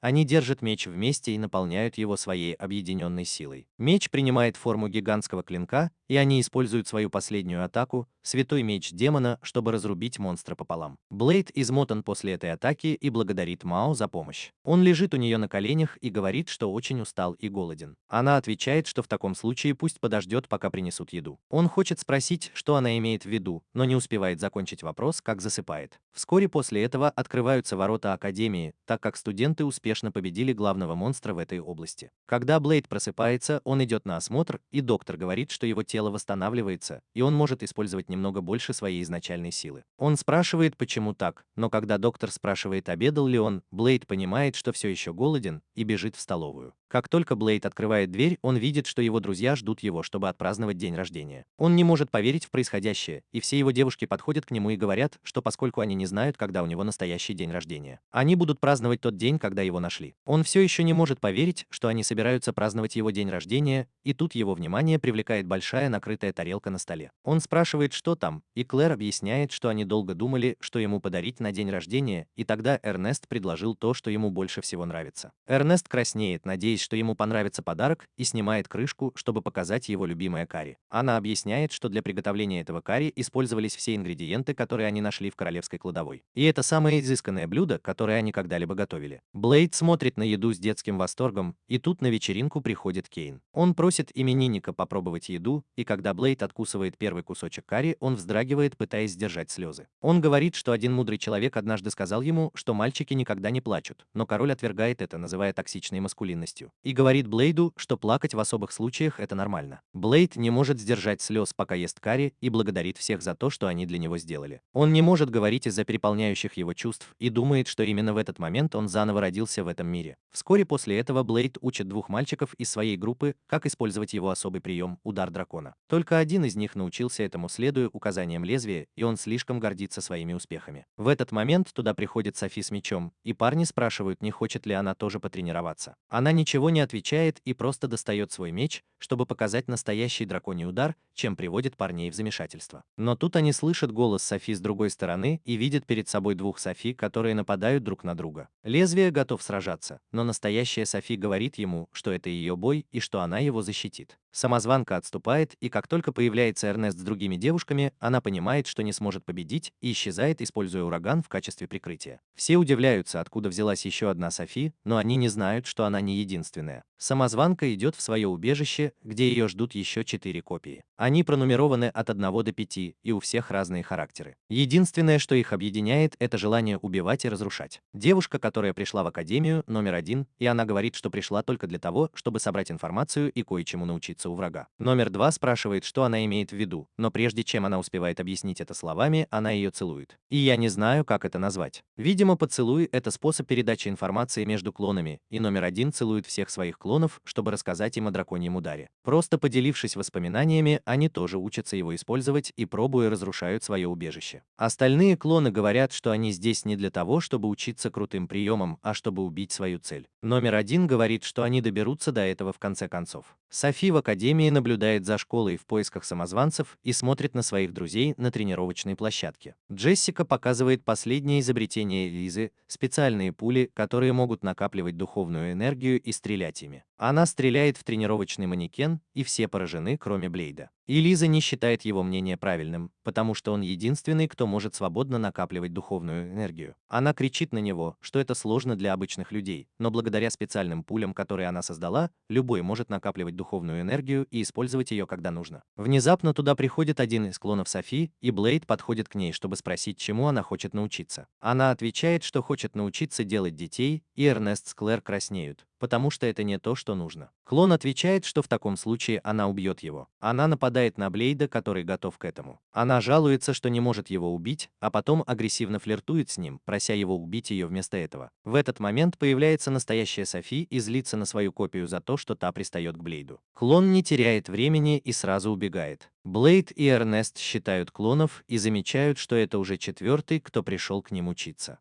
Позже, когда они обедают, все гадают, кто эти девушки. Блейда волнует только то, что они увлечены учебой, и он делает серьезное замечание, что они похожи сестры Софи. Она предлагает им всем поступить в академию, а ее друзья говорят, что из-за влияния Блейда она стала терять здравый смысл. Эрнест тут же возвращается к своему обычному состоянию и спрашивает студентов, что они об этом думают. Одна девушка отвечает, что похоже клоны здесь, чтобы убить Блейда, но это никого не удивляет. Эрнест говорит, что она всегда нападает на него с намерением убить, когда они тренируются, и все остальные соглашаются. Они набрасываются на девушку, которая ответила, и Блейд говорит, чтобы она не волновалась. Девушка добавляет к своему ответу, что клоны отличаются от всех остальных, потому что они хотят сблизиться с Блейдом, притворяясь Софи и убивая его из-под тишка. Эрнест вдруг понимает, что клоны — это убийцы, и Софи падает на землю, осознав, что все вокруг нее настолько глупы, что не заметили этого раньше. Блейд говорит, что он с самого начала это понял, а Софи говорит, что ему не о чем беспокоиться, потому что она его защитит. Тем временем в убежище клонов номер 5 радуется, что теперь ее очередь. Пока все развлекаются, их создатель звонит им и говорит, что они должны убить великого героя, чтобы доказать, что проект искусственного героя удался. Номер 1 обещает, что они это сделают, потому что это единственная причина, по которой они были созданы. Ночью, когда Блейд мирно спит, Софи входит в его комнату, и Иона чуть не нападает на нее, приняв за одну из убийц.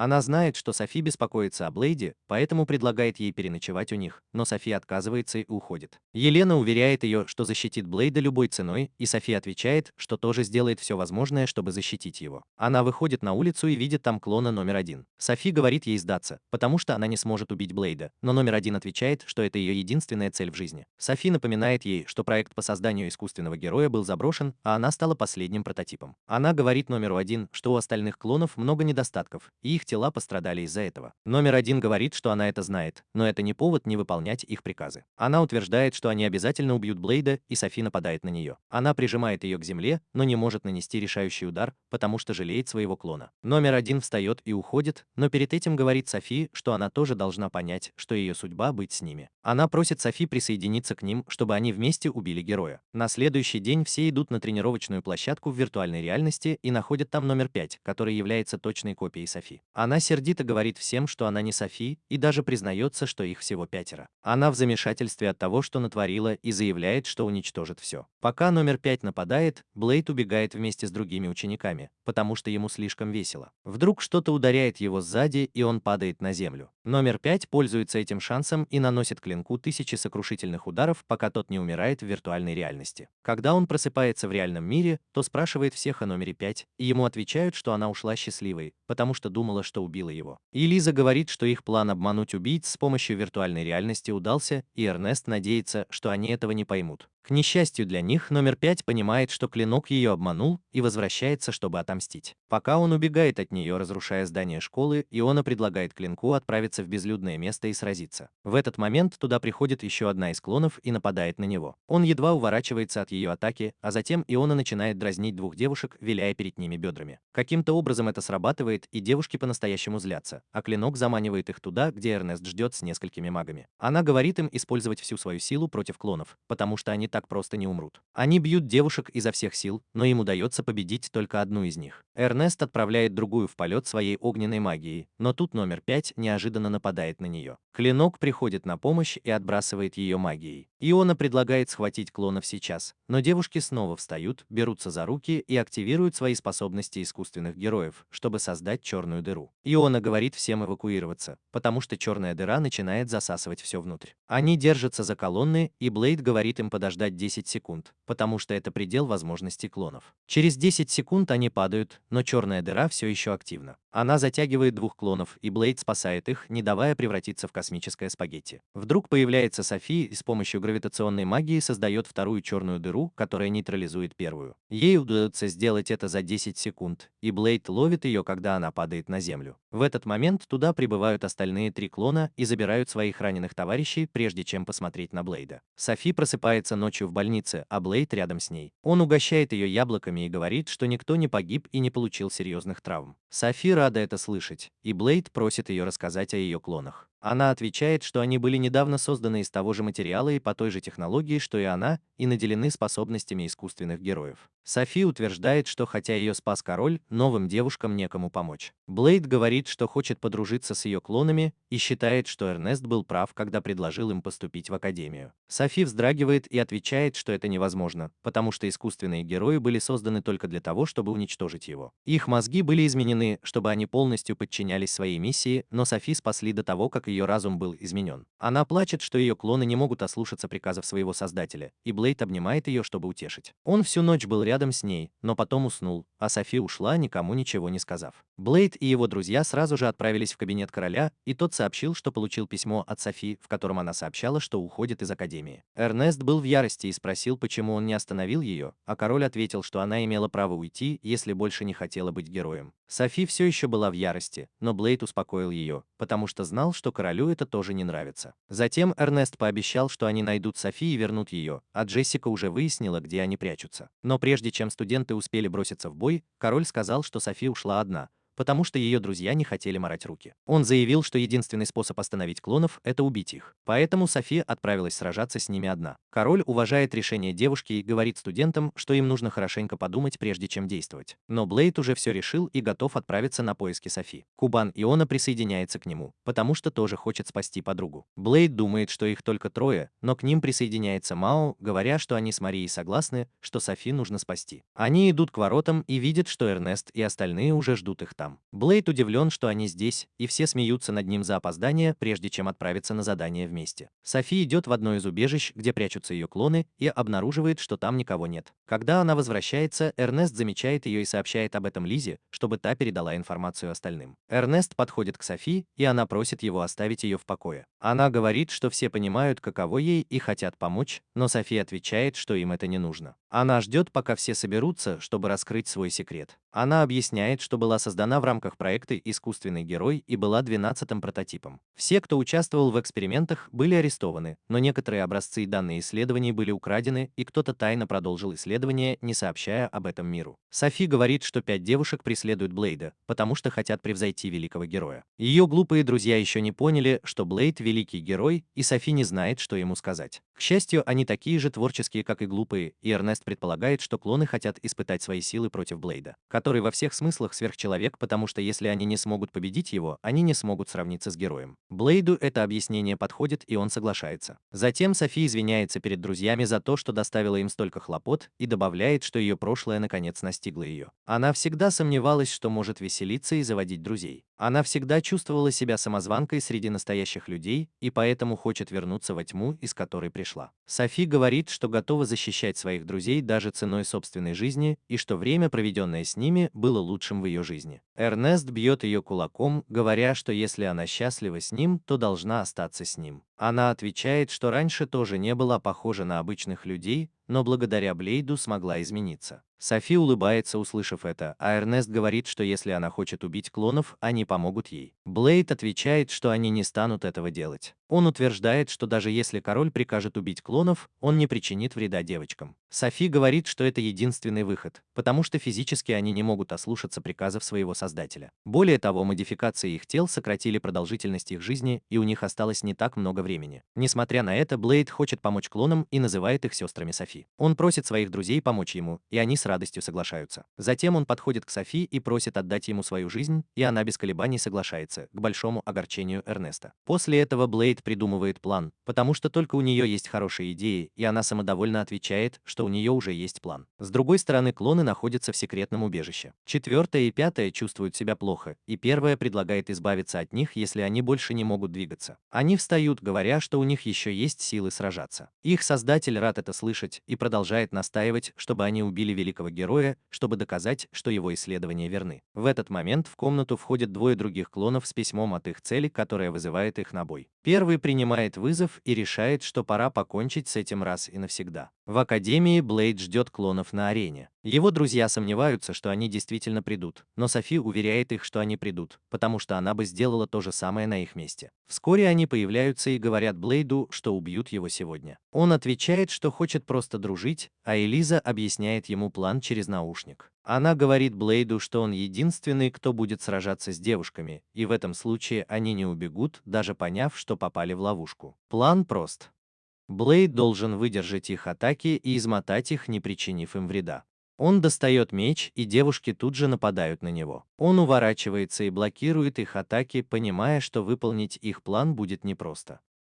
Тем временем Элиза ищет организатора, стоящего за убийцами, а король бездельничает и смеется. Он говорит Элизе найти человека, управляющего клонами, чтобы узнать, как его перепрограммировать. На арене Блейду трудно справиться со всеми девушками одновременно. Они атакуют его со всех сторон и умудряются обезоружить. Блейд понимает, что попал в передрягу, когда девушки нападают на него вместе. Эрнести решает помочь ему, но Софи останавливает ее и просит довериться их мужчине. Блейд использует барьер, чтобы девушки не смогли до него добраться, а затем отталкивает их. Его друзья удивляются, что он все еще может так двигаться, несмотря на свое состояние. Затем они решают осуществить третью часть плана, используя специальный магазин магии и пули, созданные Элисом. На арене одна из девушек использует свои искусственные способности и меняет законы физики, чтобы заставить Блейда падать на землю. После того, как она сбрасывает его с большой высоты, другая использует свои искусственные способности героя и создает теневых клонов, чтобы напасть на Блейда. Он паникует, но затем его друзья бросают ему специальные пули. Он вставляет их в свой меч и использует магию ветра, чтобы уничтожить всех клонов одним ударом. Девушка, которая использовала теневое клонирование, выдыхается и падает на землю. Другая занимает ее место и использует свои искусственные способности героя, чтобы атаковать Блейда на большой скорости. Леонард бросает ему свою пулю, что позволяет Блейду использовать свой суперпрочный щит. Атакующая девушка вскоре падает, но сразу после этого меч Блейда ломается, и он больше не может использовать магические пули. Номер 5 нападает на него, и когда он уклоняется от ее атаки, Блейд кричит Эрнести, чтобы она все равно бросила ему пулю. Она делает, как он сказал, но номер 5 мешает и не дает Блейду поймать пулю. Софи решает, что это ее шанс поддержать Блейда и использует свои способности замораживать время, чтобы пробраться на арену. Она подбирает пулю, а затем помогает Блейду отразить атаку пятого. Затем она просит его использовать ее способности в бою, и он соглашается. Пятый использует свой особый прием и посылает в него энергетические удары, но Блейд отражает их мощным штормом и заставляет ее выдохнуться. Другой клон готовится к бою и атакует Блейда мощным лучом, используя свой меч. Он активирует силу Эрнеста, используя свои руки в качестве проводника, выпускает мощную огненную атаку и отражает атаку. Из-за разрушений, вызванных атакой, все разбегаются, и когда дым рассеивается, Блейд оказывается лицом к лицу с первым последним оставшимся клоном. Он ждет, когда она нападет, но она ничего не делает и говорит ему, что ее время вышло. Она роняет руку и падает на пол. Блейд подбегает к ней и первый говорит ему, что их жизнь была всего 14 дней, и этот закат – последнее, что они увидят. Он паникует и связывается с Элиас, которая нашла лабораторию, где создали девушек. Она говорит Блейду, что девушкам повезло, что они дожили до 14-го дня, учитывая, как их создали. Вскоре на место прибывает Клэр и пытается исцелить первого, но ее магия не действует. Элиас говорит, что девушек нельзя спасти с помощью исцеляющей магии. Она уже выяснила, кто создал клонов, и считает, что он умер задолго до того, как они появились в этом мире, поэтому он никогда не давал им прямых указаний убить его. Блейд в панике спрашивает, может ли она что-нибудь сделать со своим острым умом, и она отвечает, что может перепрограммировать клонов, но на это нет времени. Блейд в отчаянии, но тут к нему подходит Софи и просит собрать всех ее сестер. Она берет за руку номер 1 и говорит, что есть способ их спасти. Она даже не хочет жить,